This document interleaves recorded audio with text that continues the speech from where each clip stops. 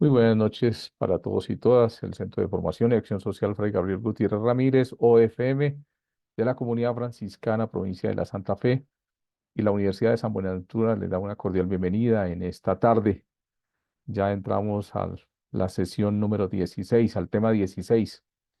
Hoy vamos a acercarnos a un tema también muy importante en este momento, que es el diálogo interreligioso y la espiritualidad franciscana en diálogo con otras tradiciones religiosas.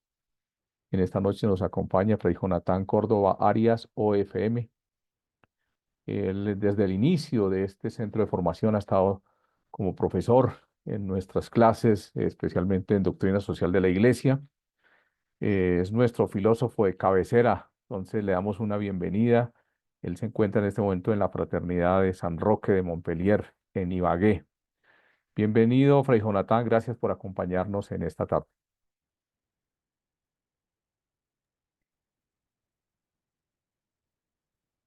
Buenas noches, saludo fraterno de paz y bien para todos y cada uno de ustedes.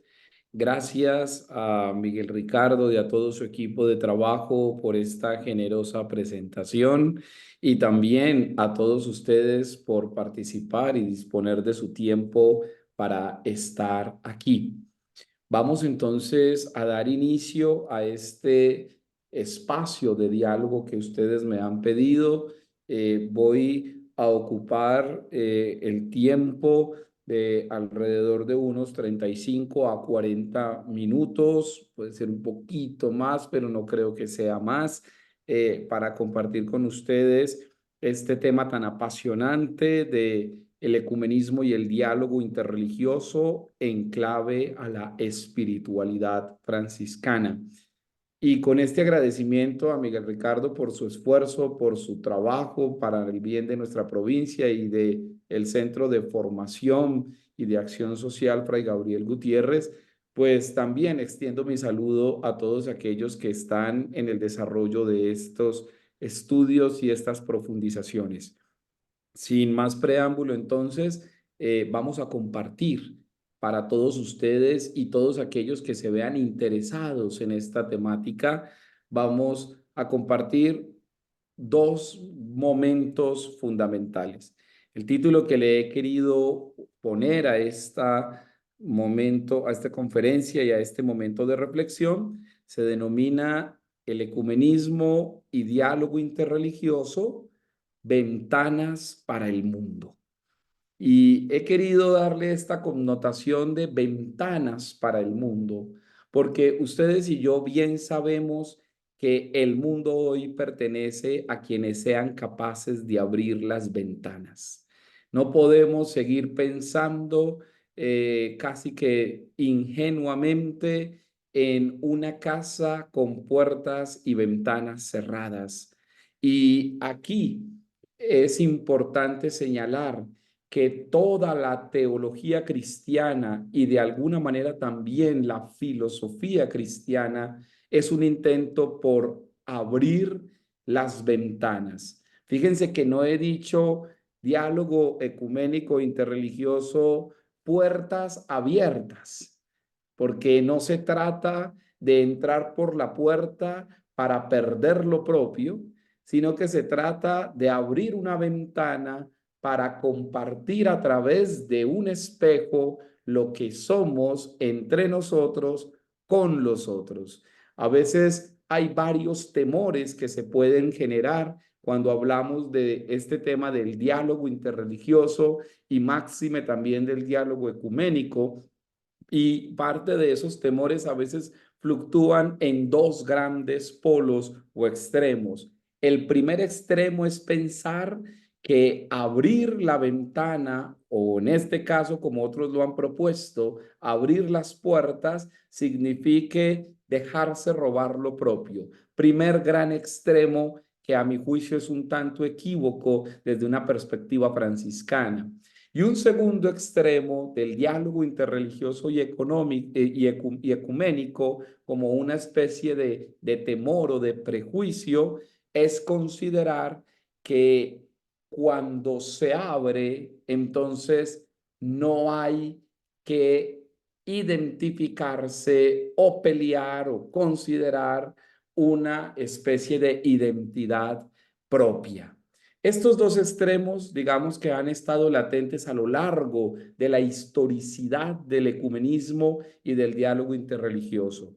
Pero como yo confío que quienes me están escuchando están permeados del aire nuevo que trae el franciscanismo, de los aires de la comunión entre tradición e innovación o de tradición y novedad, esos aires serán necesarios para que podamos, si me permiten seguir esta analogía, abrir las ventanas que sean necesarias para que fluctúe lo que entra y lo que sale sin necesidad de ningún miedo, puesto que no se está negociando ni la identidad cristiana, pero tampoco se está cayendo en la apertura total que nos haga de alguna manera quedar en un híbrido extraño que no nos permita definir quién somos. Pues bien, habiendo hecho esta pequeña introducción, vamos entonces a comenzar hablando de tres razones o tres tópicos que les he planteado para esta noche. Lo primero es que hablemos de qué es el ecumenismo y el diálogo interreligioso. Partir del concepto nos va a ayudar a perfeccionar las perspectivas y a unir las causas de la reflexión. Segundo, vamos a ver 10 razones fundamentales para el diálogo interreligioso en clave franciscana. Eso es lo segundo que les quiero proponer.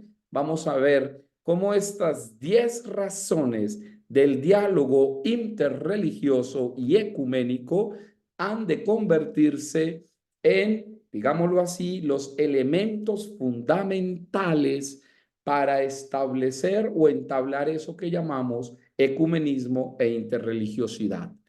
Y en un tercer momento quisiera hablarles de un tópico especial que es ya más directamente con la espiritualidad franciscana, de la cual franciscanos y no franciscanos podemos aprender y nos puede ayudar, y es el tópico del encuentro de Francisco y el sultán Melech et Kamel como un acontecimiento de apertura prehistórica al diálogo interreligioso de nuestro tiempo. Y digo prehistórica porque de alguna manera las reflexiones que vamos a compartir alrededor de 1985 hasta hoy, que son las más recientes en términos de la evolución histórica que ha tenido la Iglesia en el diálogo interreligioso, pueden ayudarnos, y que Francisco, sin tenerlo sistematizado, pensado o reflexionado, sí ayudó a fomentar y poner las bases de eso que hoy estamos hablando como diálogo interreligioso a partir de un encuentro fundamental, no trabajado desde mi perspectiva, desde el franciscanismo, sino desde la implicación histórica del encuentro de cara a la teología cristiana. Esos son entonces los tres momentos que quiero compartir. Definición del concepto, diálogo interreligioso y diálogo ecuménico. Segundo, 10 razones fundamentales del diálogo interreligioso y ecuménico desde la perspectiva franciscana. Y tercero, 5 implicaciones fundamentales del encuentro de Francisco con el sultán Melech et Kamel en 1219. Habiendo entonces planteado esos tres momentos, pues comencemos, y espero que estén muy disponibles a pesar de la hora, a pesar de su cansancio, a pesar de sus trabajos, a pesar de sus labores, y qué bueno que están aquí. Pues bien, partamos entonces definiendo esto del ecumenismo y el diálogo interreligioso. Lo primero que debemos decir es que cuando hablamos de ecumenismo, estamos hablando de un proceso histórico religioso de la comprensión de la fe entre quienes se identifican como cristianos. Es a eso a lo que nos estamos refiriendo con el diálogo ecuménico. Primero, a un proceso de tipo histórico, porque finalmente es la historia y de la historia de la cual emerge la necesidad de la comunión. Y por lo tanto, en este proceso histórico de la comunión hay un núcleo común que es el fundamento fide, o en palabras un poco más sencillas, lo que une al ecumenismo es la participación de una fe. Y con esta participación de una fe se generan los escenarios de la comunión, y estos escenarios de la comunión favorecen los núcleos comunes de quienes participan de una misma creencia. Es así entonces que en el ámbito del ecumenismo estamos ante expresiones de quienes se dicen cristianos, y estas expresiones de quienes se dicen cristianos hacen referencia a las iglesias históricas que proceden del cristianismo. Aquí no estamos hablando de ecumenismo en términos de los movimientos neopentecostales surgidos en 1989 hasta hoy, sobre todo desde la teología norteamericana o desde las consecuencias de las teologías calvinistas irradiadas un poco en los contextos contemporáneos del siglo XX y el siglo XXI. No estamos refiriéndonos a las iglesias de garaje o a estas iglesias derivadas del sectarismo, ni tampoco a estos reduccionismos de las lecturas y las experiencias de Cristo. Nos estamos refiriendo específicamente a las iglesias históricas, de carácter histórico. Sé que ustedes han tenido algunos acercamientos a la eclesiología. De allí que ustedes seguramente recordarán aquí a autores como Lubac o autores como Rahner o autores como los dominicos del siglo XX que intentaron de alguna manera caracterizar el movimiento teológico dado en la Iglesia protestante y en la Iglesia católica posteriores al Concilio Vaticano II. Y por lo tanto ustedes sabrán reconocer que las iglesias históricas del cristianismo son aquellas que preservaron la doctrina y la tradición de Cristo en expresiones diversas que no estaban necesariamente sujetas al catolicismo. Entonces nos estamos refiriendo a estas iglesias históricas dadas en el protestantismo alemán, dadas en el protestantismo calvinista, el protestantismo propiamente de las iglesias anglicanas y a las expresiones del cristianismo católico en Occidente, llamado los católicos que procedemos de Roma, y del cristianismo católico de quienes proceden de la Iglesia Oriental Ortodoxa. Ese es el marco de referencia en el que podemos ubicar el diálogo ecuménico.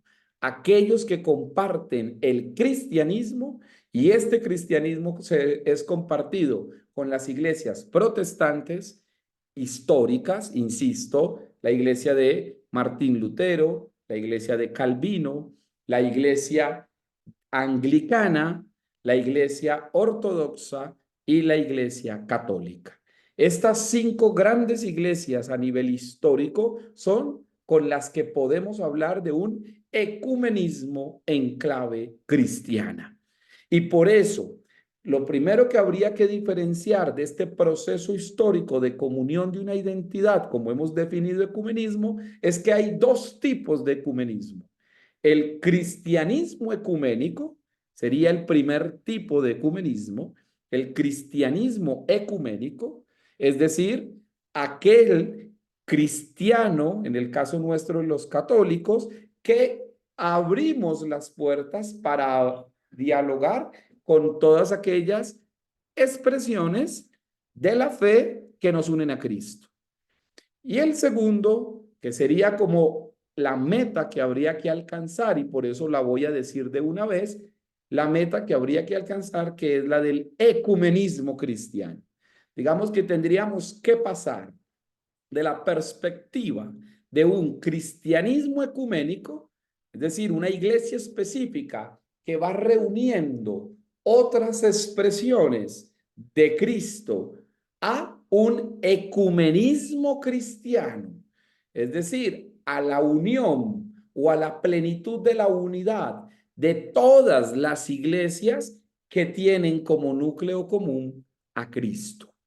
Y de allí el ecumenismo se convierte entonces en ese movimiento transformador que históricamente va reuniendo las expresiones de la fe de quienes se unen a Cristo. ¿Qué sería entonces el diálogo interreligioso? El diálogo interreligioso se convierte entonces ya no un proceso histórico de unidad de quienes comparten una misma fe, en este caso es la fe en Cristo Jesús, sino que el diálogo interreligioso se convertiría en el proceso de búsquedas por los elementos comunes que unen a las religiones, inclusive no cristianas. Y por eso el diálogo interreligioso, definido así, suscita un mayor desafío, un desafío imperativo respecto al propio ecumenismo, puesto que lo que exige el diálogo interreligioso es la apertura experiencial y la apertura existencial de quien compartiendo una fe es capaz de abrirse a cualquier otra denominación de creencia que no necesariamente participa de la experiencia cristiana. Dicho de ese modo, podemos entonces decir que mientras el diálogo ecuménico se concentra sobre las expresiones de una misma fe, el diálogo interreligioso se debe concentrar sobre la apertura a toda expresión religiosa opuesta, distante o sencillamente diferente a la propia. De allí que también exige prácticamente esta definición que quien desea enfrentarse al diálogo interreligioso ya es capaz de convivir con lo diferente. Y por eso la transformación de la mentalidad y del corazón de quien es o se dice a sí mismo dialogante con otra religión debe ya aprender, es una palabra que voy a usar más adelante, debe ya aprender casi que a ceder un poco sin perder identidad. Por eso recuerden la analogía de la ventana. Es un espejo desde el cual nos vemos, pero no una puerta a la que yo dejo entrar para que vengan a saquear lo propio. Entonces, sin perder la identidad, sí soy capaz de ceder en algunas de las formas de ver lo espiritual, lo religioso, lo cultural, lo ideológico, etc. Habiendo dado entonces estas dos definiciones, el diálogo interreligioso, expresado como el proceso histórico de la comunión de una misma fe, y el diálogo ecuménico y el diálogo interreligioso como la manifestación de la apertura de quienes no compartiendo mi fe son capaces de entrar en comunión, vamos entonces a ver cuáles serían las razones de este diálogo interreligioso y ecuménico. Pues bien, digámoslo así, de esta manera, se enfrentan. Y cuando digo se enfrentan, no es porque queramos desde la vida o la quieran discutir o quieran pelear de alguna manera. No, nos referimos es a aquellos que estando dentro de nuestra propia fe deben aprender a confrontarse con todo aquello que es diferente. Y por eso Dentro de todas las cosas que confrontan el ecumenismo y el diálogo interreligioso, vamos a decir como la primera razón. La primera razón tiene que ver con el papel de la autoridad de la tradición. Es el primer elemento que es fundamental cuando estamos hablando de un diálogo interreligioso. De hecho, todas las religiones lo primero que se preguntan cuando están compartiendo la fe con otros es, ¿y qué es esto de la autoridad? En palabras un poco más sencillas, ¿y quién va a mandar aquí? O en otras palabras, ¿quién va a gobernar este escenario de diálogo? ¿Quién va a dirigir esto a lo que nos están llamando cuando hablamos de la comunión o de la especie de sinodalidad, si me lo permiten decir así, ahora que estamos con estas novedades de la sinodalidad? Podríamos decir, ¿quién está aquí al frente? Es otra de las maneras como algunos lo pueden estar preguntando. ¿Quién está al frente? Pues bien, lo primero que debemos comprender es que en el diálogo ecuménico y en el diálogo interreligioso, la autoridad de la tradición está suscrita a la ministerialidad apostólica. Es decir, quien tiene la autoridad no es una persona en específico de una tradición, sino una ministerialidad que entra en comunión con la tradición de los apóstoles. Por eso, el diálogo interreligioso y el diálogo ecuménico, visto desde la Iglesia Católica, parte de la autoridad apostólica. Y es gracias a que existe autoridad apostólica que se puede entrar en comunión con otras formas de ver la vida de la fe. Es gracias a que los apóstoles fueron precursores de la fe a distintas culturas que se puede hablar de una autoridad que deviene de la persona de Cristo.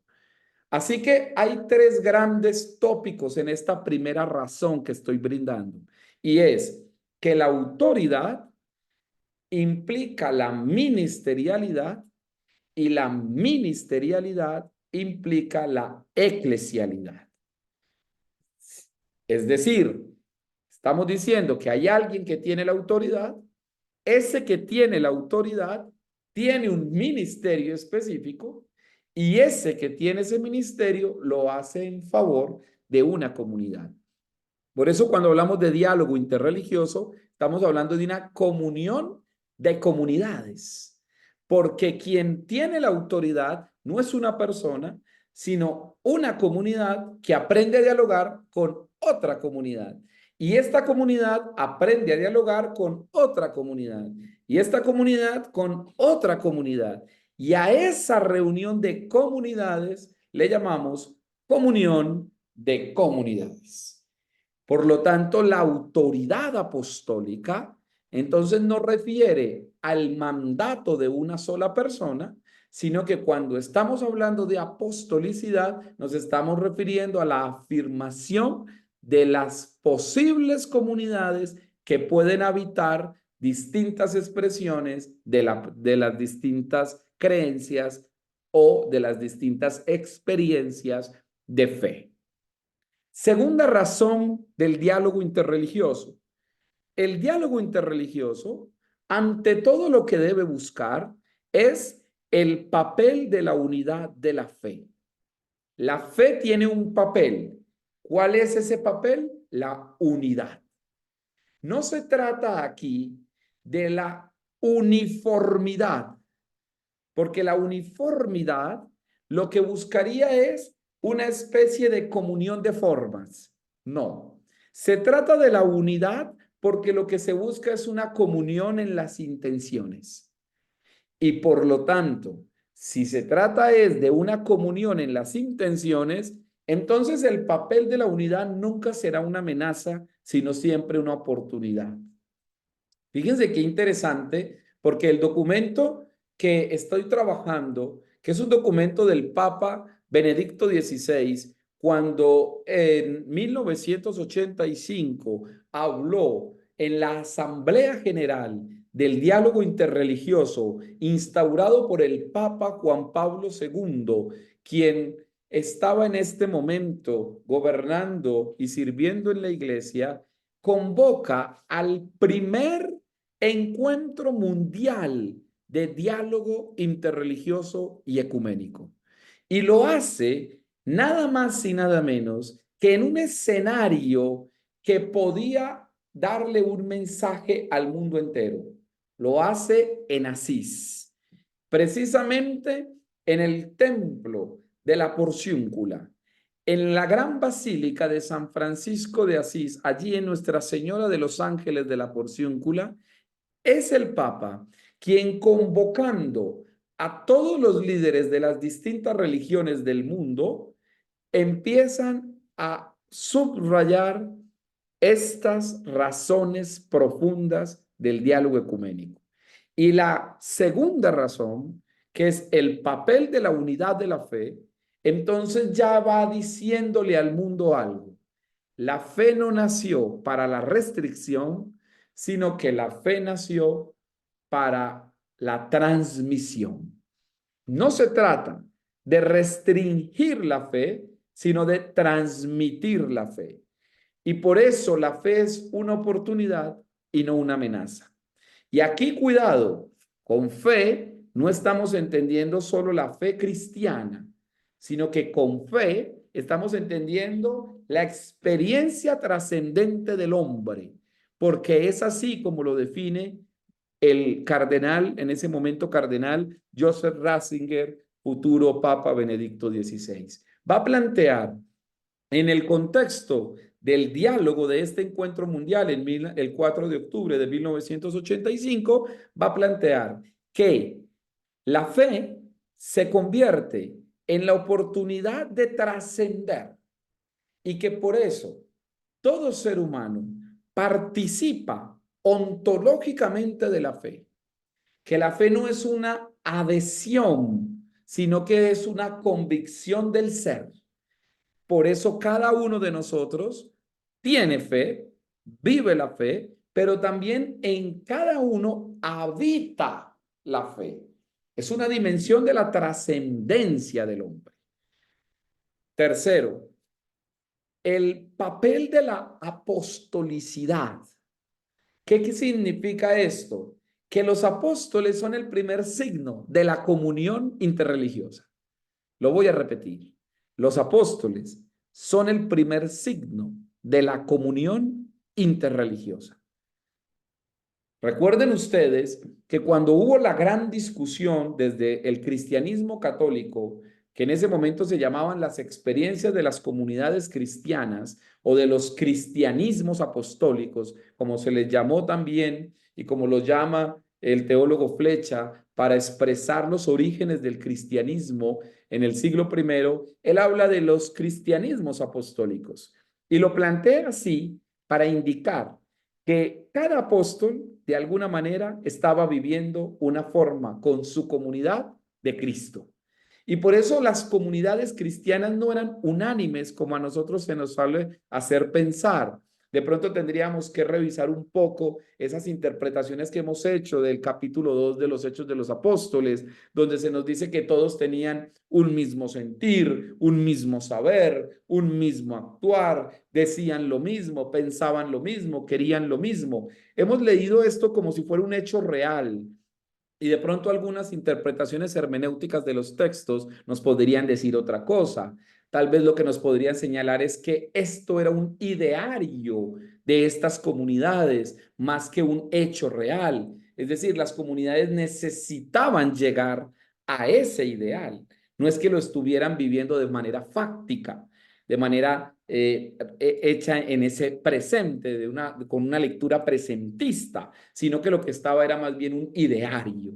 Y por eso las comunidades apostólicas se van convirtiendo en el primer referente de la interreligiosidad, porque ellas aprenden a compartir, casi que como un proceso martirial y sacrificial, aprenden a compartir con otras comunidades lo que creían.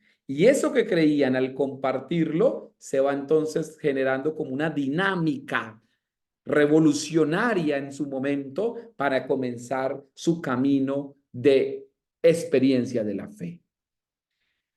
Cuarta razón, la iglesia se ve a sí misma como el escenario de la caridad cristiana. De allí que las voces han de ser escuchadas no para venir a negociar lo propio, sino para aceptar por el amor lo que nos une y no lo que nos separa. ¿Esto qué significa? Que la iglesia es el escenario de la caridad. Y por eso el diálogo interreligioso, cuando dimana de la iglesia lo hace como una acción de la caridad, porque se ve a sí misma como enriquecedora por la caridad y enriquecida desde la caridad. Se convierte así entonces la caridad cristiana, lo que en el lenguaje franciscano nosotros vamos a llamarla fraternitas, es decir, la iglesia es fraternidad, es decir, la iglesia es caridad, es decir, la iglesia es comunidad, es decir, la iglesia es fecundidad de lo que nos une. Eso que nosotros en el lenguaje franciscano llamamos fraternitas o fraternidad, se convierte en una razón clara del diálogo interreligioso. El diálogo interreligioso es el escenario propio de la caridad. Y ustedes me dirán, bueno, padre, ¿y por qué? Y la razón es muy sencilla, porque el diálogo interreligioso primero ama lo propio para poder amar lo otro. Y cuando se ama lo propio, se tiene la capacidad de amar lo otro. Y lo otro es cualquier otro. Lo otro no es solo una persona. Lo otro puede ser una idea. Lo otro puede ser una forma distinta de ver. Lo otro puede ser otro escenario. Lo otro puede ser otra realidad. Es decir, lo otro es, permítanme decirlo así, lo otro es multiforme. Eso es lo que aprendemos a amar en el diálogo interreligioso. Aprendemos a amar lo multiforme, no lo uniforme. Fíjense ustedes que cuando uno habla de uniforme, viste a todos de la misma manera. Cuando uno habla de multiforme, tiene que aceptar que el uno tiene camisa, el otro camiseta, el otro camibuzo y el otro sencillamente no tiene camisa. Eso implica entonces una adhesión a la idea según la cual la iglesia es caridad, fraternidad, porque es ante todo identidad de lo que ama con lo propio para hacer diferencia de lo que ama con lo otro.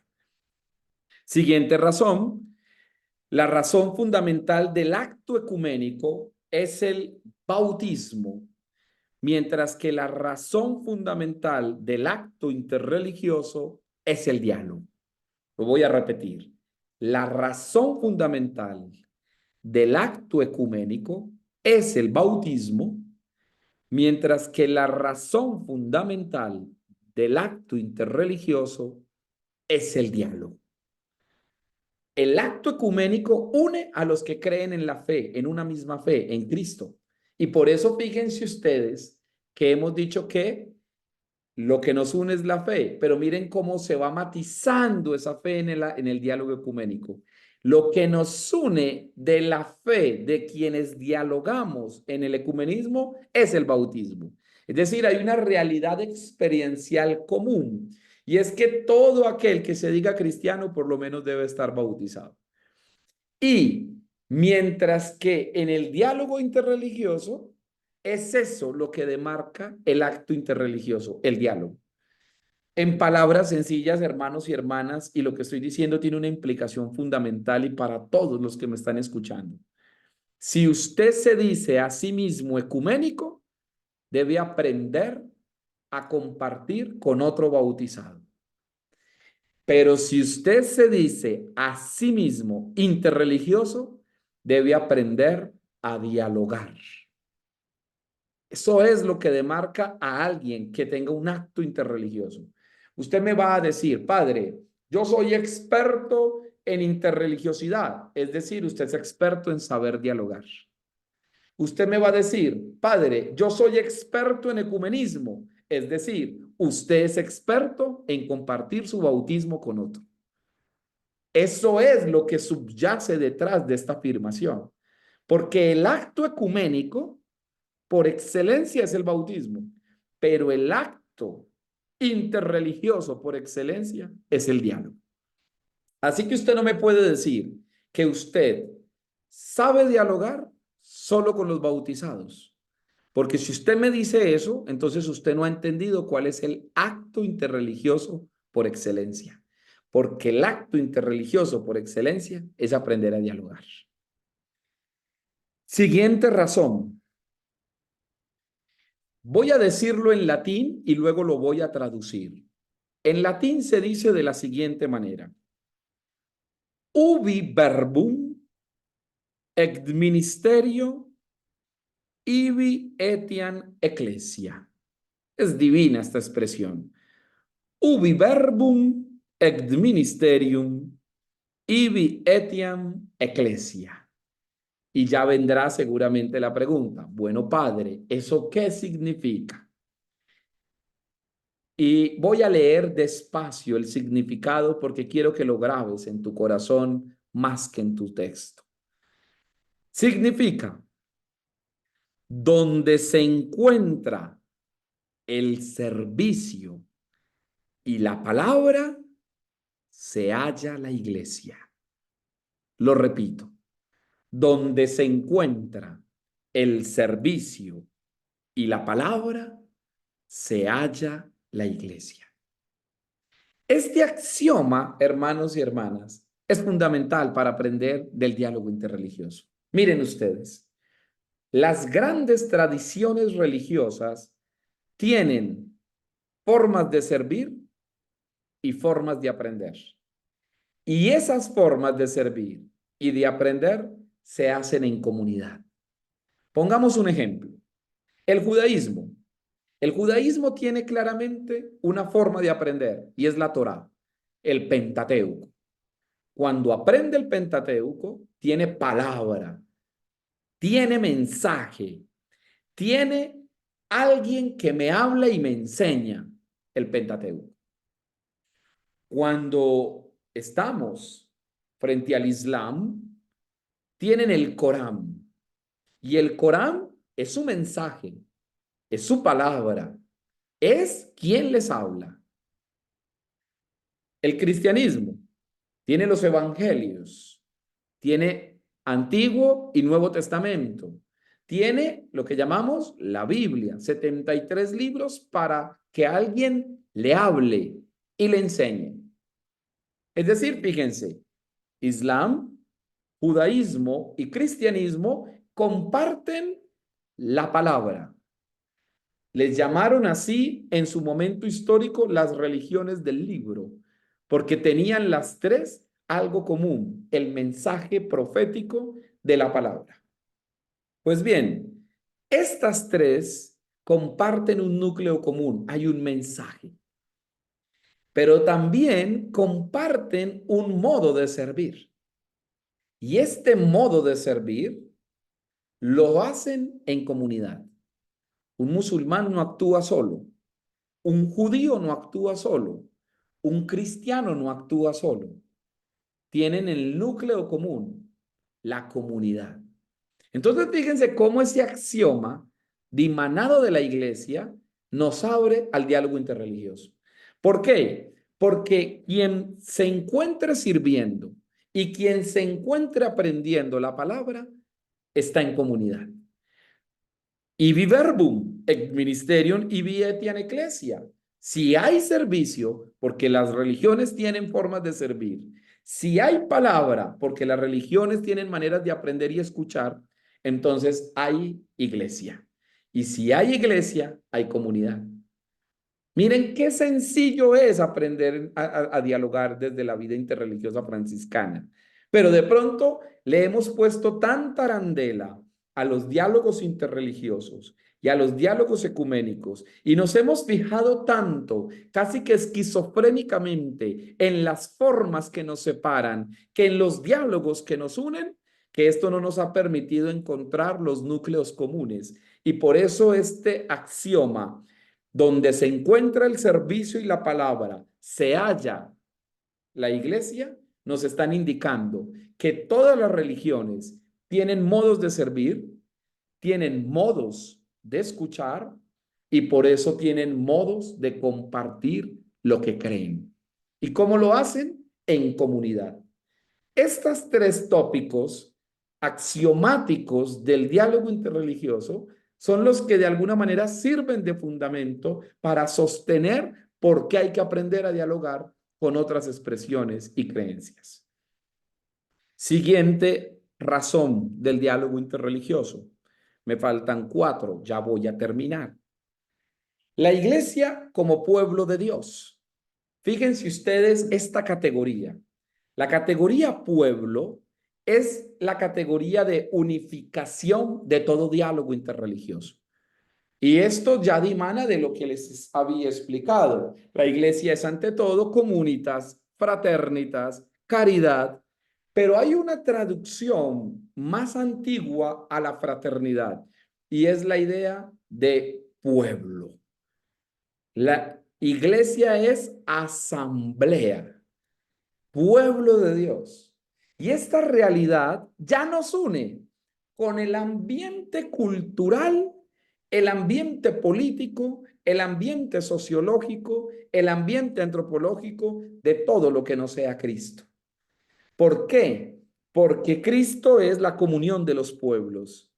De allí que el pueblo de Dios no se refiere solo a la asamblea creyente del catolicismo, sino que el pueblo de Dios es la necesidad de los hombres ante un creador. Todos de alguna manera somos pueblo de Dios. Y esto ya nos une, perdón decirlo así, nos unifica con la cultura. Tema que desarrollaré más adelante, pero ya el solo hecho de decir que somos pueblo ya nos da una noción de raíz común que nos lleva a otros y nos hace depender de otros. Así pues, valdría la pena entonces la siguiente razón y se los voy a plantear al modo de una ecuación. Yo creo que aquí todos sabemos que las ecuaciones son operaciones matemáticas que siempre deben tener un resultado. Pues bien, permítanme muy respetuosamente recordarles desde la matemática esta ecuación. La ecuación sería de la siguiente manera. Eclesia es igual a comunión y comunión es igual a cuerpo. Lo voy a repetir. Eclesiam, es decir, iglesia, es igual a comunión y comunión es igual a cuerpo. En palabras más sencillas, usted no me puede decir que cree en el cuerpo de Cristo si no es capaz de vivir en comunión. Y usted no puede vivir en comunión si no acepta que hay más iglesias que la suya. Todo aquel que se diga iglesia se hace partícipe de la comunión con todas las iglesias. Y por eso todo el que se hace partícipe en la comunión de todas las iglesias se hace miembro del cuerpo de Cristo. De modo que un ser humano que diga que consume el cuerpo de Cristo sin estar en comunión, aceptando las diferencias de las comunidades, no está haciendo parte del cuerpo de Cristo. Recuerden que en la ecuación el resultado es invariable. ¿Por qué? Porque la A y la B deben ser consistentes. En este caso, la iglesia es consistente con la comunión y la comunión es consistente con un cuerpo que la consume. En otras palabras, si usted pertenece a una iglesia, debe estar abierto a la comunión, porque si no estás abierto a la comunión, no tienes el cuerpo de Cristo. ¿Qué implica interpretar esta ecuación? Interpretar esta ecuación significa que si hay iglesia, es porque hay espíritu. Si hay comunión, es porque hay hombres que están en comunión. Y si hay cuerpo de Cristo, es porque hay fe compartida. Es así entonces que el núcleo neumatológico se unen con el núcleo cristológico. El Espíritu y Cristo se hacen uno para que nosotros seamos generadores de comunión. Y todo diálogo interreligioso es la búsqueda más legítima por la comunión. El diálogo interreligioso es la búsqueda más legítima por la comunión. Por eso, la experiencia franciscana se convierte en el deseo más auténtico de quien desea abrir la ventana de su propia fe. Francisco de Asís fue capaz de abrir la ventana, tanto así que la abrió, que fue confundido incluso con los movimientos pauperísticos de la época. Fue confundido con los cátaros, fue confundido con los albingenses, fue confundido con todos los movimientos que se hacían llamados así, movimientos de avanzada en la idea de la pobreza o del amor. ¿Por qué? Porque era capaz de abrir el corazón a tantos que fue incluso visto históricamente como un relativista en su momento. Luego es que los autores franciscanos van esclareciendo que Francisco, al ser fiel a la iglesia y al estar a los pies de la iglesia, nunca perdió el horizonte de su apertura a otras experiencias de fe. Pero que no lo haya perdido no quiere decir que históricamente no haya sido confundido desde otros autores. Es así entonces que lo que interesa aquí es un diálogo interreligioso que sea capaz de ser armónico, pero sin renunciar a lo propio, que sea capaz de abrirse y también cerrarse. Se abre a lo que es diferente, pero debe cerrarse a lo que le confunda en su propia identidad. Se abre para escuchar, pero debe cerrarse para sostener sus fundamentos. Se abre para poder decir somos lo mismo, pero se cierra para no ser confundido en el tenemos lo mismo. No se trata entonces de un diálogo que negocie sus principios, sino que sea capaz de cohabitar con otros principios. Se convierte entonces en la siguiente razón, novena, que lo que interesa son 5 grandes C. Lo voy a poner así y las voy prácticamente, las voy a escribir en el chat para todos. Son 5 grandes C. Confrontar,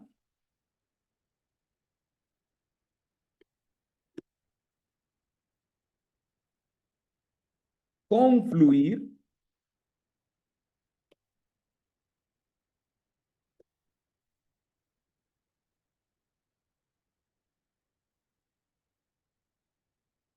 converger, conceder y compartir. Estas serían los 5 grandes desafíos del diálogo interreligioso en clave franciscana. Aprender a confrontar, confluir, converger, conceder y compartir. Y entonces me preguntarán ustedes, padre, ¿qué debo confrontar? Debo confrontar mi fe con la fe de otros, porque lo que no se confronta no se enfrenta, hermanos. Aprender a confrontar, confrontar mis ideas, confrontar mis formas de ver, confrontar mi visión, confrontar mis ideologías, confrontar incluso mis fundamentalismos, porque a veces puede habitar en nosotros fundamentalismos, confrontar mis propias preguntas de la fe en comparación con la de otras creencias, confrontar mis procesos históricos, porque otros también tienen otros procesos históricos. No crean ustedes que el islamismo ha permanecido tanto tiempo solo porque no hayan hecho, no hayan entendido el mesianismo de Jesús. No crean que el judaísmo sigue vivo solamente porque no hayan aceptado a Cristo como Mesías. No crean que el cristianismo sigue vivo solo porque la iglesia lo ha llevado a través del tiempo en toda la consecuencia de la historia. No crean que el budismo sigue vivo solamente porque Buda haya sido el único capaz de llevar o llegar a la iluminación. No crean que el hinduismo sigue vivo solo porque la meditación o la visión del cuerpo haya sido deslegitimada. Es decir, las tradiciones religiosas tienen muchísima historia, muchísima tradición, muchísimo peso, muchísima carga simbólica para que lleguen hasta donde están y sean lo que son hoy. Por eso un cristiano que no sea capaz de confrontarse con ese tipo de realidades está perdido, porque hay validación en las maneras de la construcción de otras experiencias. Otra cosa es que nosotros no negociemos nuestra idea de verdad soteriológica, que es otro de los temas que en algún momento podríamos muy bien traer a colación, y es cuál es la dimensión de la salvación. ¿Quién se salva en el diálogo interreligioso? ¿Cómo es que nos salvamos interreligiosamente? Eso es otro tema, pero no podemos negar que hay otros modos de ver la salvación y que deben ser confrontados y aprender a confrontarlos y hacer las preguntas profundas de quien diga que está aprendiendo diálogo interreligioso. Por eso el diálogo interreligioso es una búsqueda que comienza con la capacidad de confrontación. Segundo, confluir, aprender a confluir. Y la confluencia no es un negocio de mi creencia con la de otro. La confluencia es una búsqueda de aprendizaje, porque confluir implica que no le tengo miedo a mezclar y que en esa mezcla voy a aprender, pero esa mezcla no me va a mí a hacer perder lo propio. Es aprender que la confluencia es una corriente histórica e incluso metahistórica, porque cuando confluimos, recuerden ustedes un proceso muy sencillo, las aguas confluyen, los ríos confluyen, el río confluye con el mar, el riachuelo confluye con el gran río confluye con el alta mar y la cascada. Y en esa confluencia, en esas corrientes, lo que importa es que todas son agua. Pero ¿de dónde viene? ¿De dónde viene? Si usted solo se está fijando de dónde viene, no aprende a confluir, no sabe confluir. Conceder. Hay cosas que hay que aprender a ceder. Y en el diálogo interreligioso, la antropología es ante todo una concesión del corazón. Por eso en el diálogo interreligioso, si usted no aprende a ceder, usted no aprende a dialogar.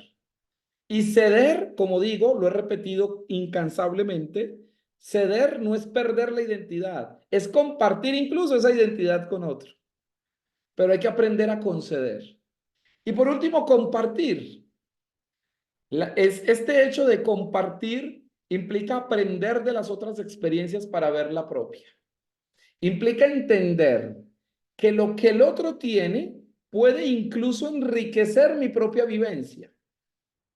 Decía una vez Eloy Leclerc, un teólogo e historiador franciscano, decía Eloy Leclerc que todo el que sabe compartir, todo el que sabe compartir, sabe de identidad. Todo el que sabe compartir, sabe de identidad. O sea que si usted no sabe compartir, usted no tiene clara su identidad. No tiene clara su identidad. Porque la identidad, cuando se comparte, se enriquece. Cuando la identidad se comparte, se enriquece. Pero cuando la identidad se niega, se empobrece. Cuando la identidad se niega, se empobrece. Cuando la identidad se abre, se comparte, se enriquece. Así de simple. Entonces, Confrontar, confluir, converger, conceder y compartir serían los 5 verbos axiomáticos del diálogo interreligioso. Y por último, 10, la última razón del ecumenismo y del diálogo interreligioso es la siguiente. La iglesia y las iglesias habitan aún en el misterio.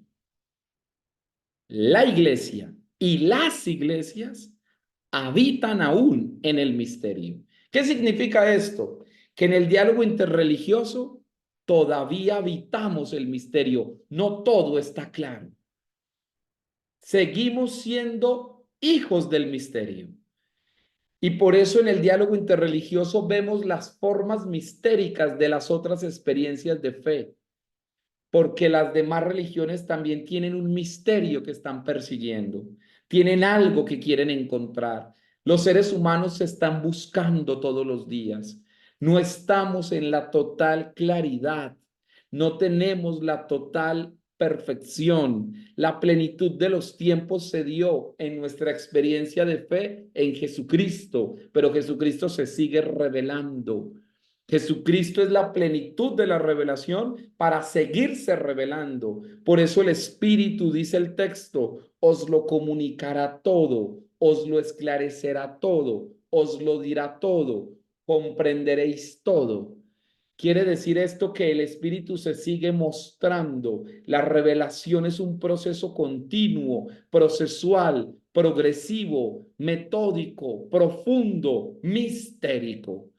Se sigue dando en nosotros y nuestra apertura, tanto en el ecumenismo como en la interreligiosidad, son claves fundamentales para seguir interpretando la revelación.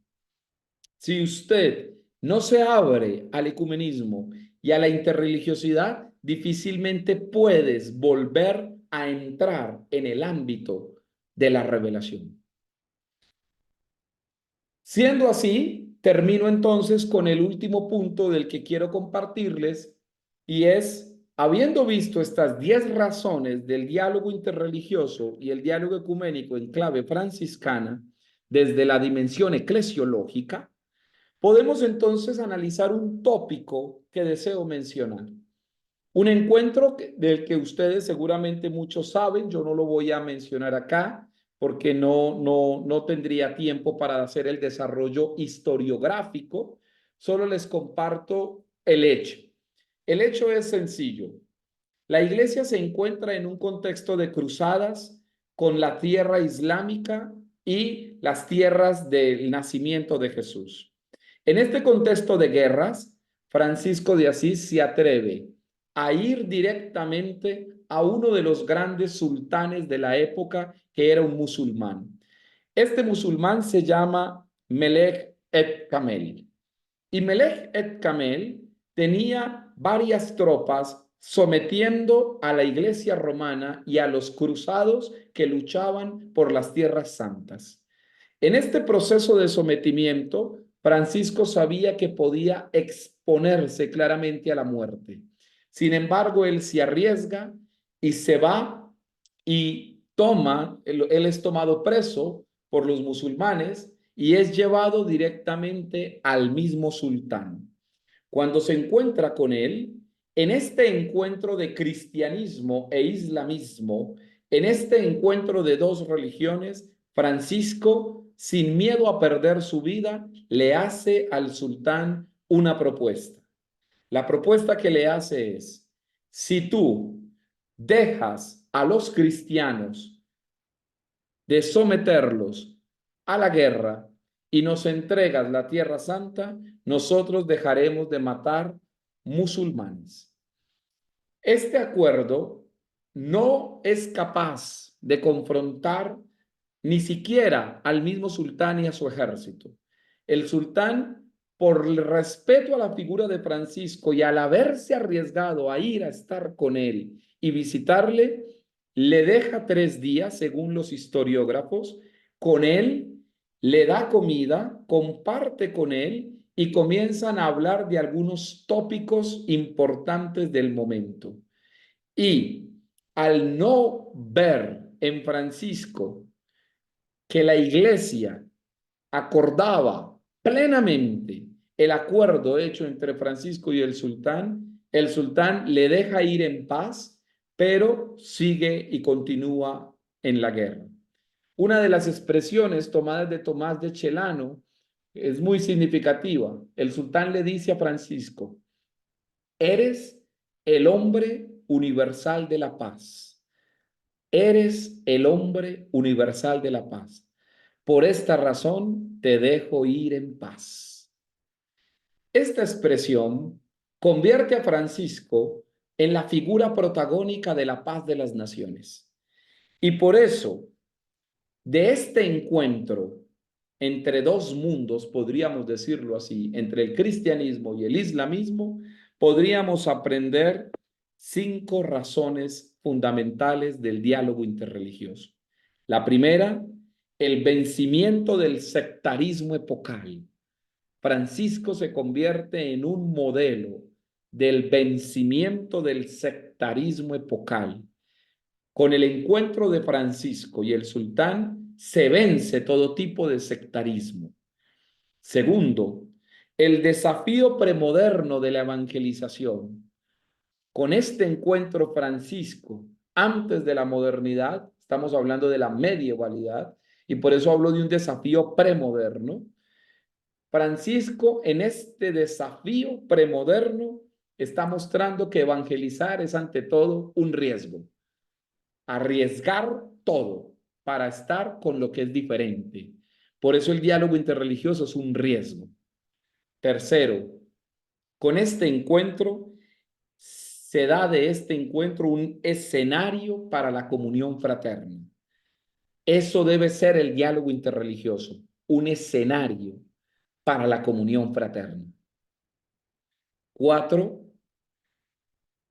Francisco y el sultán son el pretexto auténtico para la construcción de un mundo mejor, porque ambos soñaban con un gran ideal. Francisco, el ideal de querer convertir al sultán al cristianismo. El sultán, el ideal de querer que las cruzadas cesaran para quedarse con la Tierra Santa. 2 grandes ideales de 2 hombres totalmente distintos, pero ambos se unen en ese ideal de paz, de reconciliación y de escucha. Y por último desafío que nos deja este encuentro de Francisco y el sultán como modelos del diálogo interreligioso. Toda axiología es posible cuando 2 corazones se abren. Lo repito, toda axiología es posible cuando 2 corazones se abren. Y esto es lo que hizo Francisco y el sultán. Ambos abrieron su corazón y abrieron axiologías. La axiología de la escucha, la axiología de la reconciliación, la axiología de la paz, la axiología del perdón, la axiología del amor, la axiología de la diferencia, la axiología de la tolerancia, la axiología del respeto común, la axiología de lo que nos une. Todas estas axiologías se unen bajo el pretexto de un encuentro de 2 corazones que fueron capaces de abrirse. Con esto entonces termino diciendo que el diálogo interreligioso no es solo el lenguaje de la razón, sino que el diálogo interreligioso es ante todo el lenguaje de los corazones.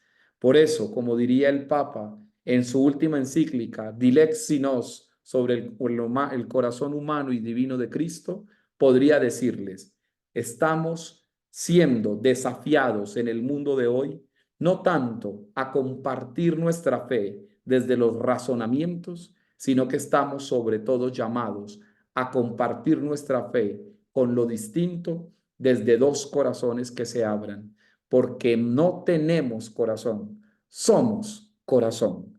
Y si lo somos, entonces el franciscano o franciscana o el que lleve este ideal de franciscano o franciscana en su vida es ante todo un soñador de un mismo ideal.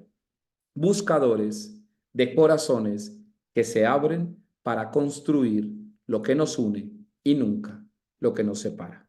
Muchas gracias.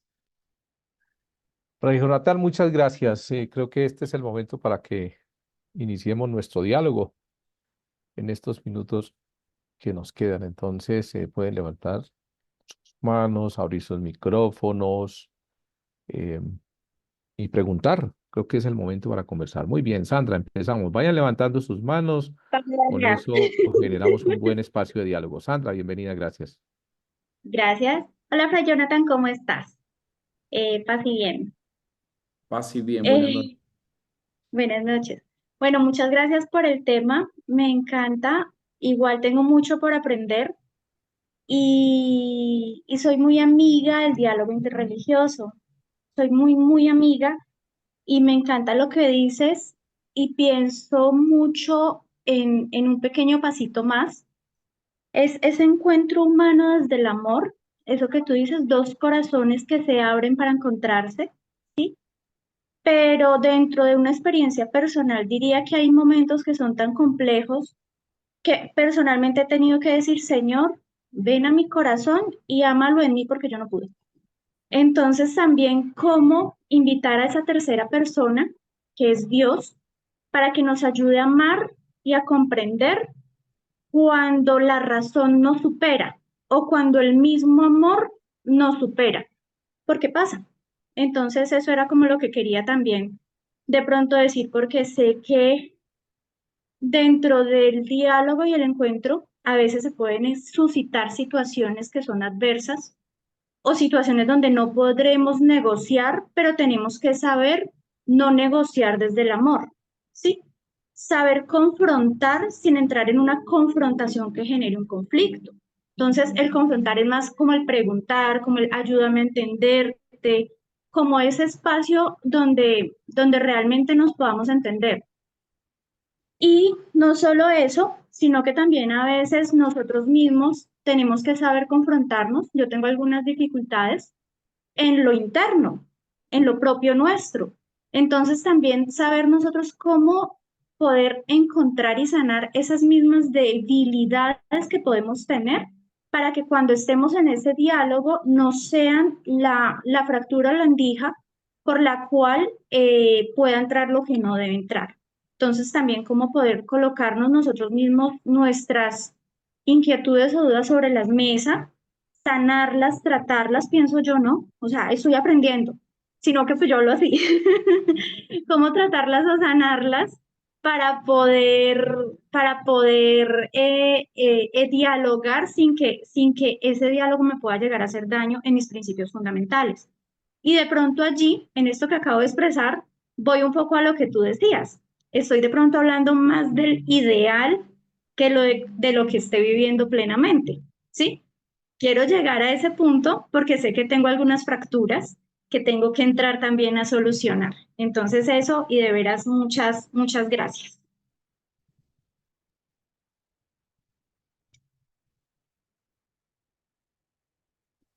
Vicky,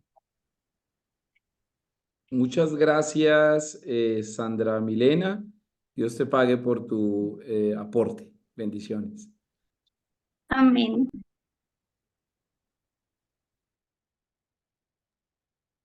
Buenas noches, paz y bien.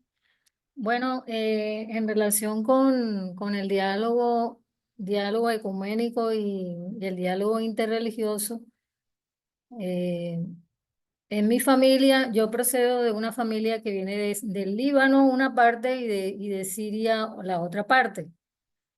Entonces, siempre se dio ese espacio de respeto y de escuchar lo que tenían que decir los abuelos, ¿sí? Mis abuelos eran maronitas, no eran, no eran católicos. Pero los maronitas se parecen mucho, ¿sí? Cada vez que voy a Bogotá, yo voy a una iglesia en donde celebran el rito maronita, pero ellos también muy parecidos al rito católico, con algunas diferencias. Eh, y por ciertas situaciones en mi trabajo, yo trabajo en un colegio, hay un grupo de familias que son musulmanas, entonces tuvimos que empezar a leer el Corán. Y pues en el proceso de leer el Corán, desde sura número 1 hasta el último que habla de los hombres, comienza al Dios de la bondad y misericordioso. O sea, nosotros tenemos un concepto muchas veces errado de ciertas religiones porque las consideramos violentas, agresivas y porque tenemos en la cabeza metido todo lo que vemos en las noticias. Entonces, leyendo en ese proceso de estas familias que han colocado a sus niños allá, yo trabajo en un colegio católico, ellos han llevado una serie de literatura para que en la clase de ERE a los niños de ellos se les permita trabajar en esos libros y dentro de la biblioteca del colegio hay una zona de la biblioteca que está destinado para ese tipo de textos. Entonces yo pienso que este encuentro de Francisco con el sultán es absolutamente actual en un mundo que se despedaza en guerras que no tienen sentido en una región como es ya por ejemplo, en esto hace unos días el Líbano y Siria nuevamente invadidos y atacados, ¿sí? Eh, y son situaciones, o sea, son hermanos.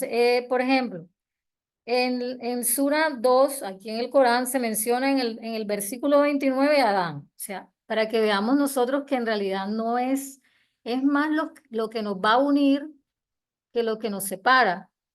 En el 38 a los hijos de Israel. En el 46 se menciona la liberación de la familia, de todo el pueblo, de la familia del faraón. En el 46. En el 48 se menciona a Moisés. En el 121 a Abraham e Ismael. Y en todos los inicios de cada parte del Corán empieza Dios lleno de bondad y misericordioso. Entonces yo pienso que todo eso que nos une, ¿sí? Debe ayudarnos a establecer permanentemente ese diálogo con el que es diferente supuestamente a mí, que no lo es tanto. Eh, sí me queda una duda, y para el padre preguntarle esto, porque también nos llenamos un poco de temor en el momento en que, bueno, ya en la biblioteca de la institución están los libros, los libros todos estos relacionados con el Corán, pero si de la otra parte hay esa receptividad, ¿sí? Si no es que ellos pues colocan a sus hijos en los colegios católicos porque no ven otra opción de calidad educativa. Pero qué tan abiertos son del otro sector de verdad a recibir de pronto el mismo proceso que hacemos nosotros. O sea, nosotros nos ponemos a leer el Corán acá, entonces vamos a ayudar a los niños a que ellos estén en ese momento de la clase de ERE, a que se acerquen a sus libros, a su tradición, pero es de la misma forma si fuese al revés. Entonces hay un riesgo, yo dije en una reunión que de pronto podría haber un riesgo ahí de que vayamos dispersándonos tanto que llegará el momento en que no vamos a saber si sí o no, ¿sí? Si somos o no somos, o sea, nos vamos a ir como en divagaciones y perdiéndonos por los caminos de, de este diálogo de pronto y que eso pueda ser de pronto un riesgo. Y más en un lugar en donde hay jóvenes, en donde hay niños y que están en una institución precisamente es por la educación que se dice católica. Esa sería como mi pregunta para terminar. Gracias, Vicky, muy amable por tu afirmación y también por tu perspectiva experiencial de cómo te va en este colegio. Maravilloso. Te felicito y qué bueno que estás abriéndote cada vez más Te diría, para responder puntualmente a tu pregunta, una que me parece muy importante. Mira, estamos bajo la perspectiva de un cristianismo ecuménico e inclusive de un cristianismo interreligioso, pero creo que nos falta muchísimo para dar el paso a un ecumenismo cristiano o a un ecumenismo interreligioso. Siento que todavía no estamos en esa plataforma en la que otras denominaciones religiosas quieran tomar voluntariamente la vocería para estar dentro del marco ideal de la iglesia, que es un ecumenismo cristiano. Creo que todavía estamos en el paso de la propuesta de un cristianismo ecuménico. Es decir, estamos en el momento histórico en el que la iglesia misma, desde su experiencia de Cristo, abre la posibilidad de dialogar con otras experiencias e inclusive con otras formas de fe. Pero sí siento que es muy apropiada tu visión en que todavía necesitamos más esfuerzos para que de ellos también, y cuando digo de ellos es todo aquello que no sea cristiano, de todas estas experiencias no cristianas se pudiera generar esa vía dialógica. Creo que estamos un tanto lejos de ese esfuerzo, pero creo que la misma iglesia debe seguir trabajando, al menos desde lo que ella ha comprendido, debe seguir trabajando en esa apertura de principios no negociables, pero sí dialogables. Recuerden ustedes que dialogar no es negociar, dialogar es aceptar la diferencia. Y por eso muy importante que tú traigas a colación eso. Tal vez la misma voluntad no está del lado de fuera hacia adentro, pero lo importante es que nosotros no dejemos de estar en la voluntad de dentro hacia afuera. Gracias. Muchas gracias. Cristian,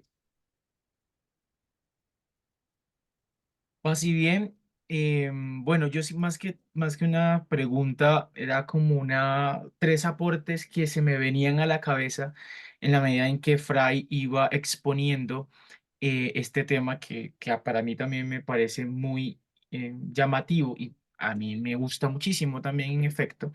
Y son tres cositas. La primera es que nuestro país tiene estos avances de diálogo interreligioso en lo que nosotros, bueno, en lo que se conoce como la Mesa de Diálogo Interreligiosa que está en Colombia, que es dirigida por el Ministerio del Interior, ¿sí? Que es el que dirige todas estas realidades como tal, religiosas en el país, ¿no? Y es interesante porque no es simplemente de los religiosos, sino que se sienta esta mesa a mirar qué cosas tenemos en común para enfrentar la violencia, para mirar, trabajar con los niños, con los jóvenes, con mujeres cabeza de familia, con la droga, bueno, en fin, decir, nos sentamos con un fin también de ir analizando nuestra sociedad y de cómo como religiones, eso es indudable, manejamos masa y cómo esta incidencia en esta masa puede ayudar a contribuir también a una de las mejores sociedades. Y eso es interesante de mirar que todos se sientan a eso, a pensar, a crear una sociedad eh, al estilo también de los valores evangélicos y cristianos. Y a eso me uno con la segunda intervención, y es que en lo que el padre decía algo aquí de descubrir que en las iglesias o en las demás denominaciones religiosas también hay presencia de Dios, ¿sí? Porque la Nostra Aetate dice eso, no es que hay semillas del verbo, ¿no? Entonces, eso es muy interesante, o sea, leer eso en las otras denominaciones religiosas es muy, muy importante, porque eso es lo que nos une, ese es el espíritu que nos lleva a vivir en comunión, ¿sí? A ser iglesia.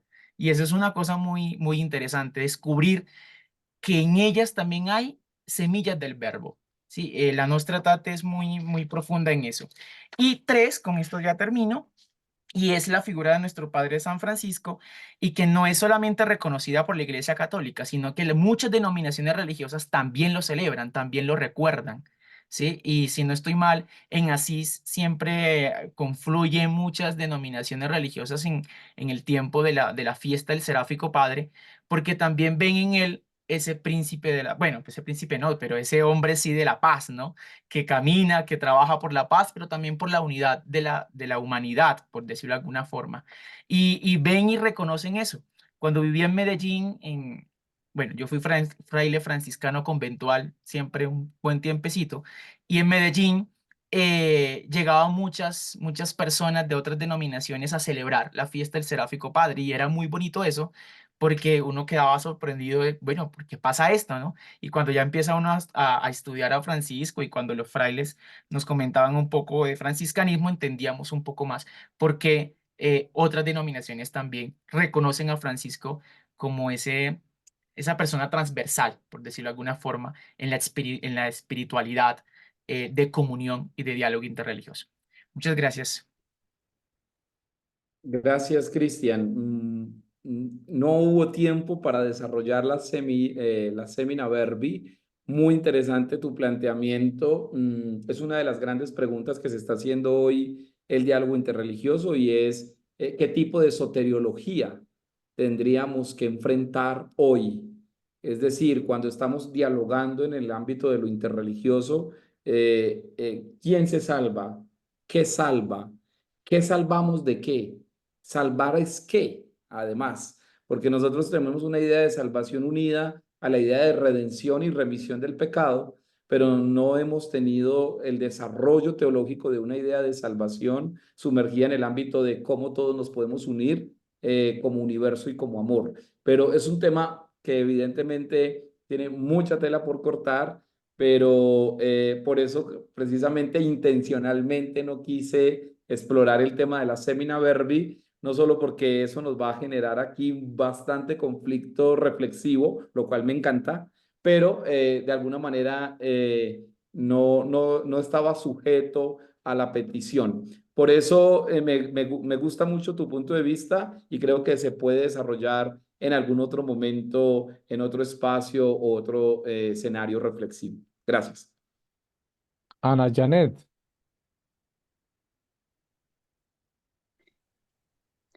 Paz y bien, buenas noches para todos. Bueno, yo tengo unas experiencias que de pronto, por ejemplo, bueno, como psicóloga me gusta trabajar muchísimo la parte espiritual, porque es que solamente la parte psicológica, pues no, alrededor de 3 años la persona viene con el mismo conflicto. En cambio, cuando se trabaja la parte espiritual, pues realmente Dios es el mejor psicólogo y Él es el que realmente obra.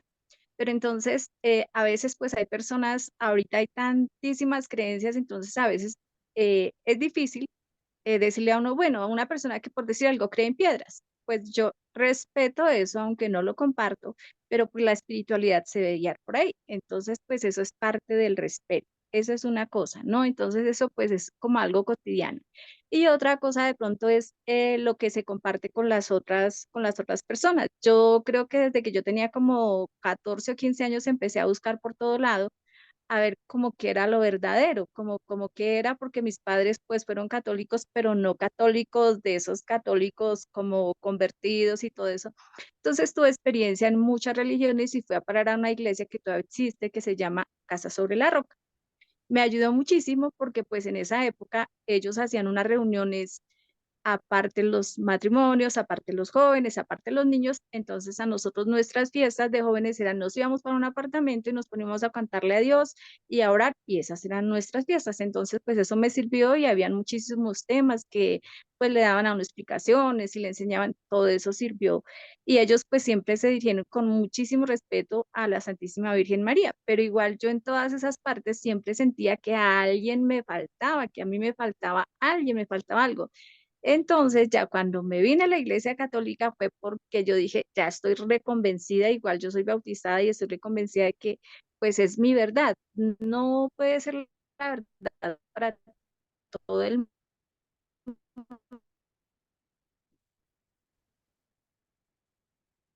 Que le de pronto han estado muy mal en el alcohol, yo me convertí, pues yo me convertí, yo no sé a qué, pero cuando yo me convertí más de Dios, fue su paso a dejar más el trago. Pero pues igual yo no le puedo decir a una persona, venga, es que esa no es la verdad, usted ya no se salva, porque es que usted tiene la mitad de la salvación y nosotros tenemos la salvación completa. Entonces es en donde yo digo es el respeto. Pero la dificultad está en que, para mí, la dificultad está cuando de pronto me llegan videos y empiezan a atacar, a decirle a uno que todo lo que hablan más de la iglesia católica, que la prostituta, bueno, toda esa cantidad de cosas y esos videos, pues eso es incómodo. Y mira, si quieres que llegue para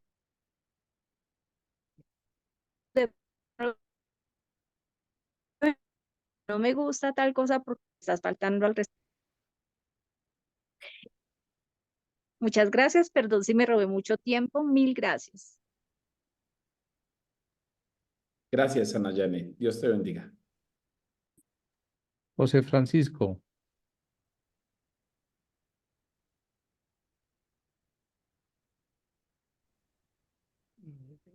Muy buenas noches a todos, hermanos. Muchas gracias, Fray, por la charla de hoy, muy ilustrativa. Quería pensar, más bien preguntar, si el cristianismo, en tanto que una expresión religiosa, derivada precisamente de las creencias abrámicas, es decir, una continuación, si se quiere, de las religiones semitas, tiene como compromiso al ser Jesucristo en cierto modo para nosotros la máxima expresión del amor y de la misericordia de Dios, el compromiso moral universal de abrir la ventana precisamente para que pueda existir el ecumenismo, o lo hace sencillamente como una expresión, digamos, más allá de esa dimensión propiamente dicha del mandato evangélico, por una comodidad, si se quiere, cultural. Muchas gracias. José Francisco, gracias por tu pregunta, muy oportuna y necesaria. Dos realidades breves, porque veo varias manos levantadas. Entonces, dos realidades breves te quiero compartir. La primera, la síntesis del amor es el proceso de unificación trinitaria. De allí que esté demarcado en el itinerario del Evangelio joánico. No te pido, Señor, que los saques del mundo, sino que los libres del mal. Es una expresión que no solamente se está refiriendo al ámbito de la teodicea, sino que también se está refiriendo al ámbito de la confusión, es decir, vivir en la verdad. Y la segunda, para que ellos sean uno, como tú y yo, Padre, somos uno. Pareciese que la meta final del diálogo es la unificación. Cristo mismo apuesta a la unificación. Esta unificación requiere de un proceso casi que de comprensión e interpretación histórica. Todavía necesitamos hacer esfuerzos por la unificación, pero la unificación no se podrá dar sin la purificación de la razón. Nuestros razonamientos necesitan también entrar en un ámbito de purificación. Y esa purificación tendría que consistir en la idea según la cual nosotros somos. Lo que está demarcado es la connotación del ser. Y si lo que está demarcado es la connotación del ser, entonces decir que somos, todos somos suyos, ya implica un proceso de unificación de la verdad. La verdad debe pasar por un proceso de purificación también. Nosotros somos buscadores de la verdad, eso lo planteó incluso el mismo San Agustín. La fe no es buscar para encontrar, es encontrar para seguir buscando, decía San Agustín. Es decir, si hay un proceso de unificación, si este proceso de unificación está o no está sometido a las realidades contextuales del tiempo, si está o no está anclado a las culturas, es otro tema que tendríamos que ver. Pero lo que te podría decir en principio es que la unificación es una propuesta que está dentro del plan de salvación.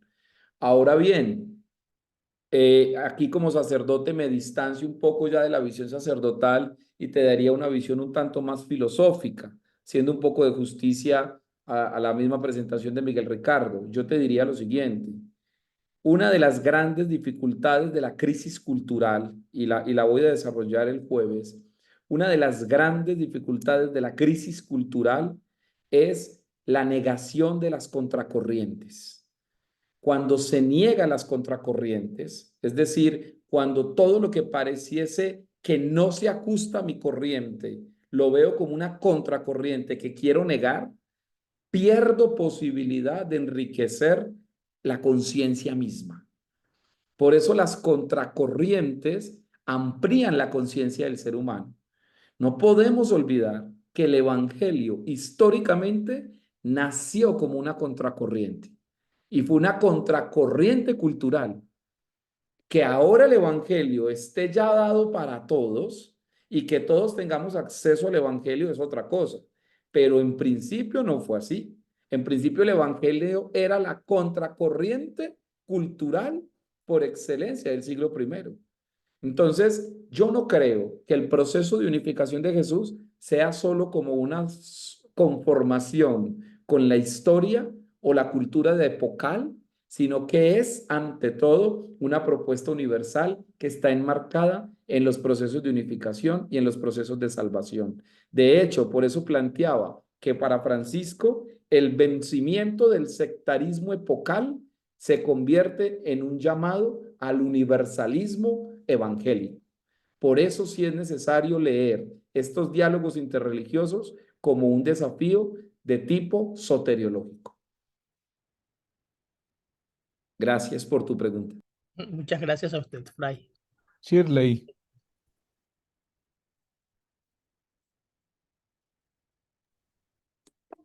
Padre, qué exposición tan interesante. Mientras usted hablaba, yo creo que Jesucristo fue muy dado a los diálogos interreligiosos y pensaba un poco en la samaritana, ¿no?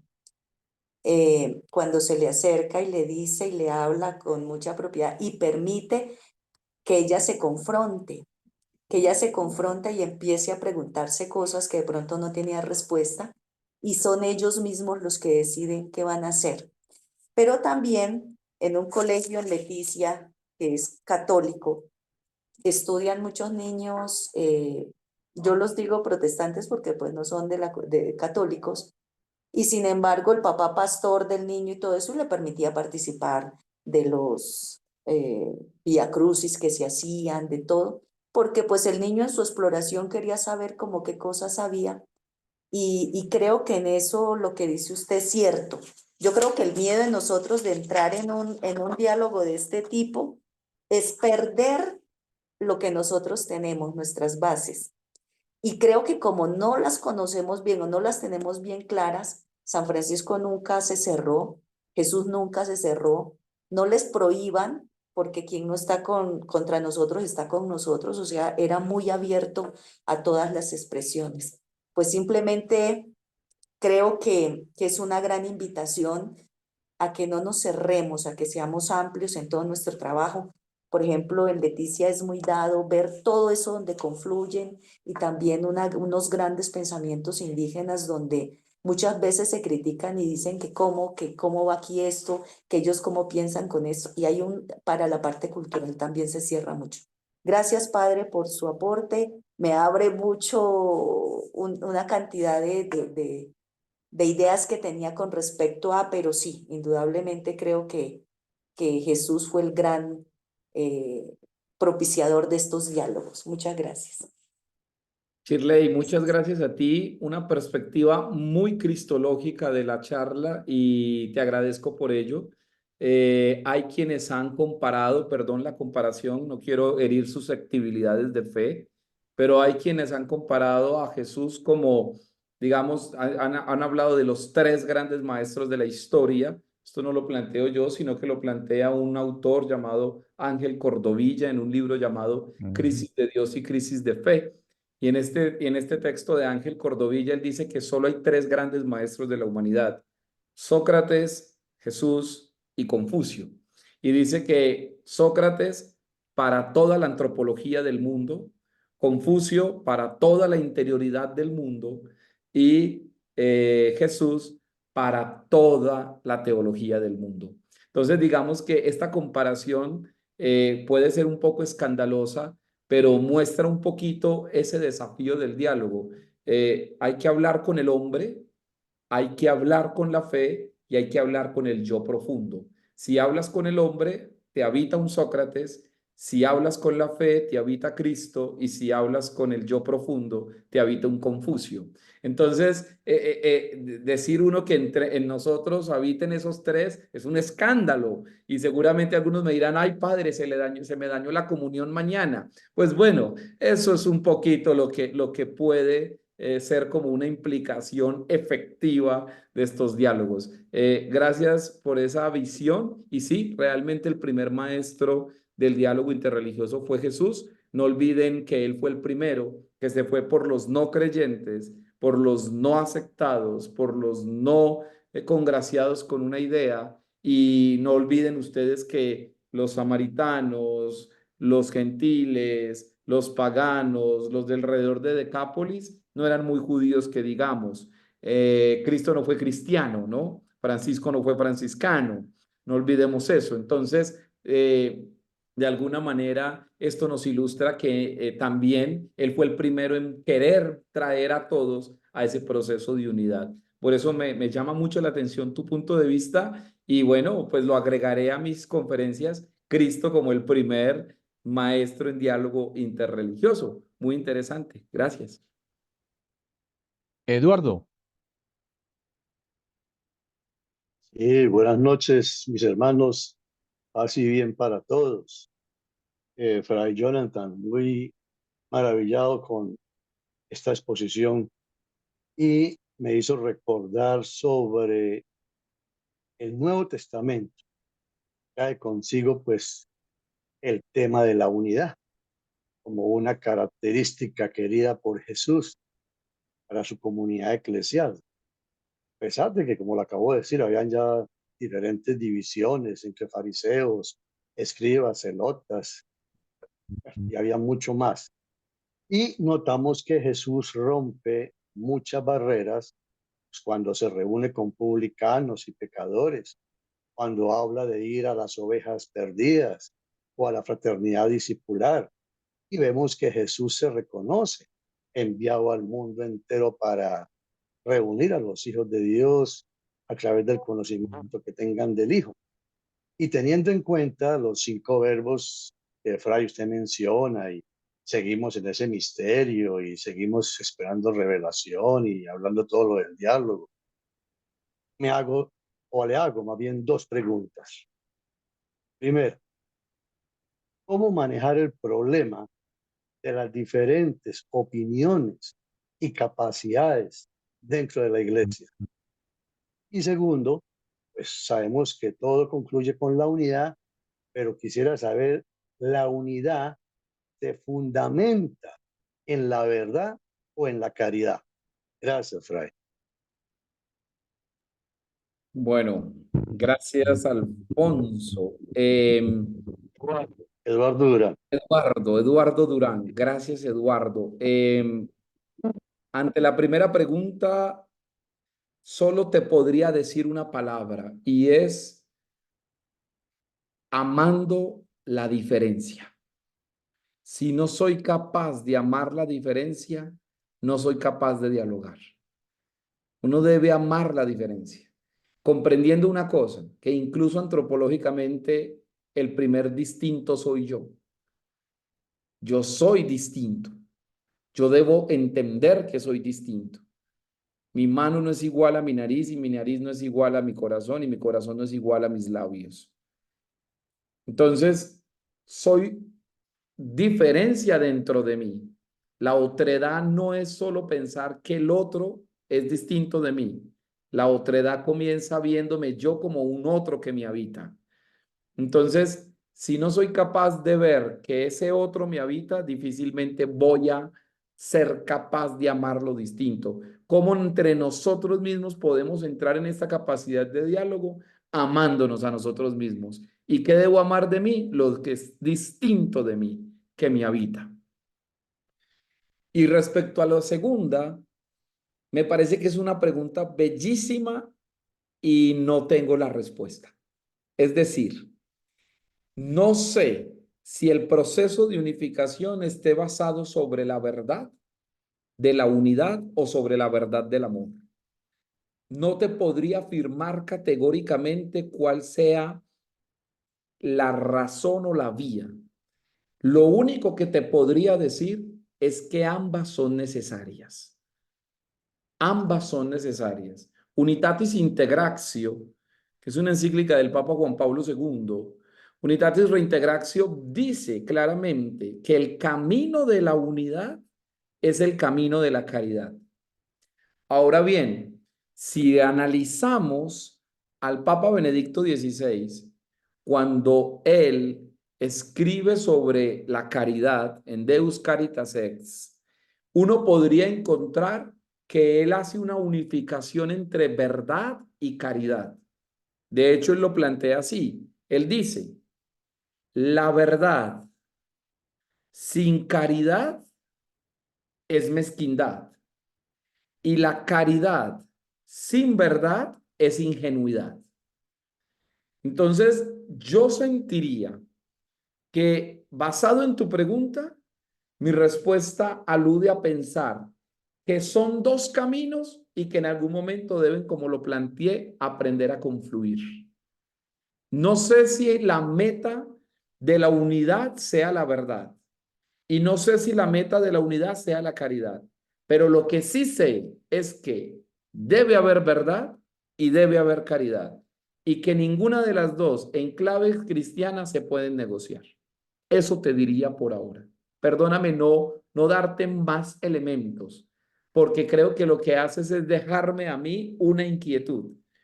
Pero esa inquietud, que me parece fascinante, me hace pensar por ahora que ambas son caminos que de pronto nos pueden llevar a un mismo cauce. Dios te pague.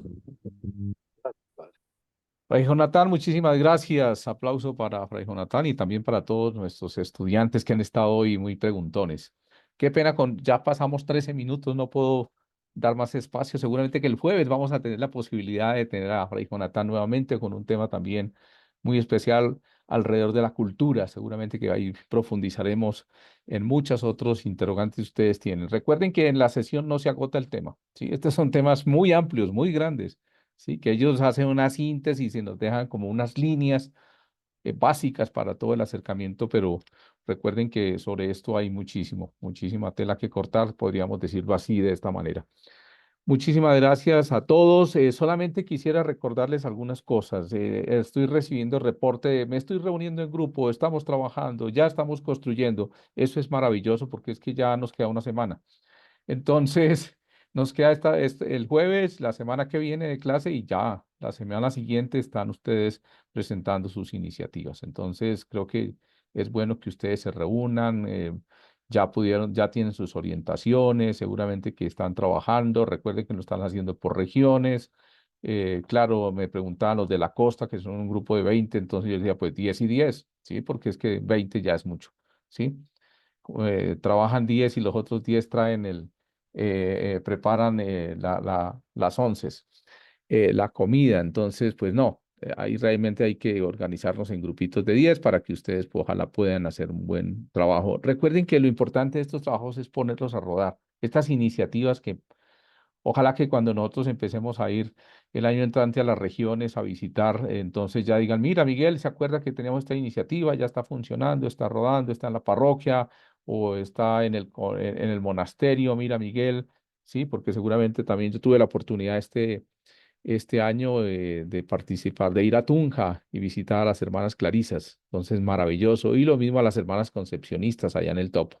Entonces, seguramente qué rico que podamos, que en la medida en que vamos saliendo con el Centro Fray Gabriel, ya estuvimos también en Bucaramanga, un encuentro con 62 laicos, una cosa espectacular.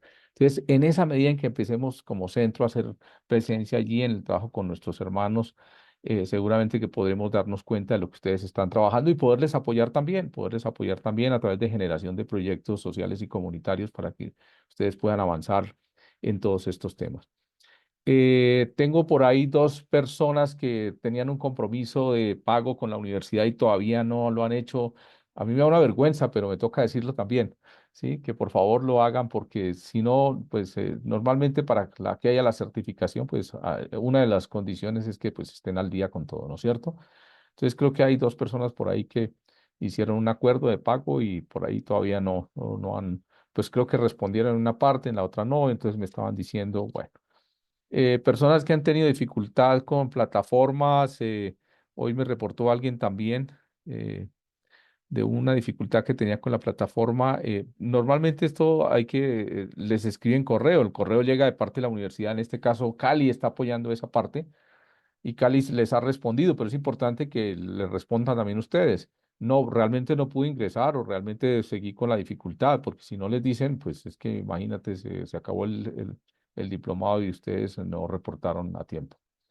Eh, Eso es básicamente lo que puede estar pasando. Tienen que reportar a la universidad. Yo solamente estoy encargado de la parte académica, la parte, digamos que el acompañamiento de plataformas lo está haciendo Cali y lo ha estado haciendo espectacular. Todo el que le ha pedido ayuda les han resuelto el tema desde el primer día. Entonces creo que eso había que hacerlo en la primera semana, no ahorita ya es muy difícil. ¿Qué otra cosa? No, creo que básicamente es eso, ¿no? Y bueno, ya me empieza a mí la nostalgia porque nos queda muy poquito tiempo. Entonces me van a hacer muchísima falta los días martes y jueves, claro que sí.